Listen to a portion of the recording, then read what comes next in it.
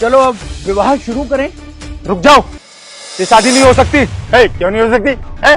बेवड़ा सा मुंह उठा के चलाया, शादी नहीं हो सकती। अरे पापा नहीं हो सकती तो नहीं हो सकती। अरे क्यों नहीं हो सकती? अरे बताता हूँ क्यों नहीं हो सकती। जिस लड़की से आप शादी कर रहे हो ना विवेक भैया की, वो लड़की ये है ही नहीं, क्योंकि यहाँ पर ना लड़की चेंज हो चुकी है।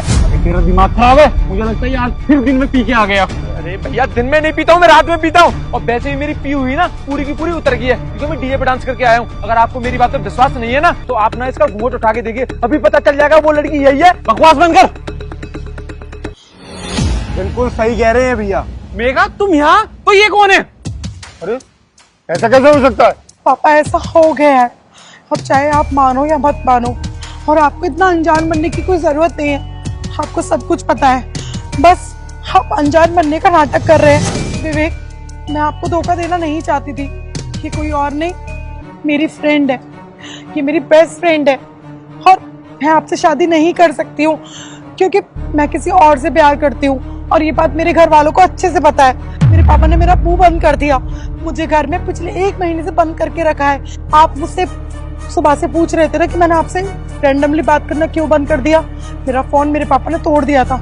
उस रात जब मैं आपको सब कुछ सच बताने वाली थी ना, उसी दौरान पापा ने सब कुछ सुन लिया कि मैं दिव्या से बात कर रही हूँ, और दिव्या ने मुझे बोला है कि मैं आपको आके सब कुछ सच बता दूं। क्या फालतू बकवास कर रही है? बताओ ना इनको। आप चाहते हैं कि मैं अपने बॉयफ्रेंड को छोड़ दूं क्योंकि वो हमारी कास्ट का नहीं है? क्या बोल रही है आपकी बेटी? आपने पहले क्यों नहीं बताया कि उसका बॉयफ्रेंड है? क्योंकि आपके पास में सरकारी नौकरी है और मेरे बॉयफ्रेंड के पास में सरकारी नौकरी नहीं है। तो आप जैसा मुर्गा इनको कहीं और नहीं मिलता ना।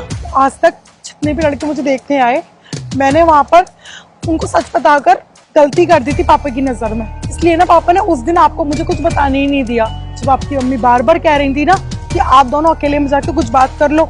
इसीलिए ही मेरे पापा आपके पास मुझे जाने नहीं दे रहे थे, और यहाँ चाहते हुए मुझे दिव्या की यहाँ पर बलि चढ़ानी पड़ रही थी।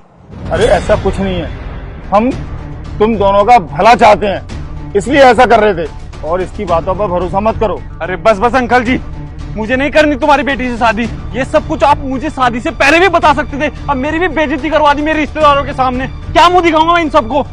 माफ कीजिएगा, लेकिन मैं ऐसी शादी नहीं कर सकती जिसमें मैं सिर्फ कॉम्प्रोमाइजेस करूं। मुझे नहीं पता था कि मेरी बेटी ऐसी धोखाधड़ी करेगी।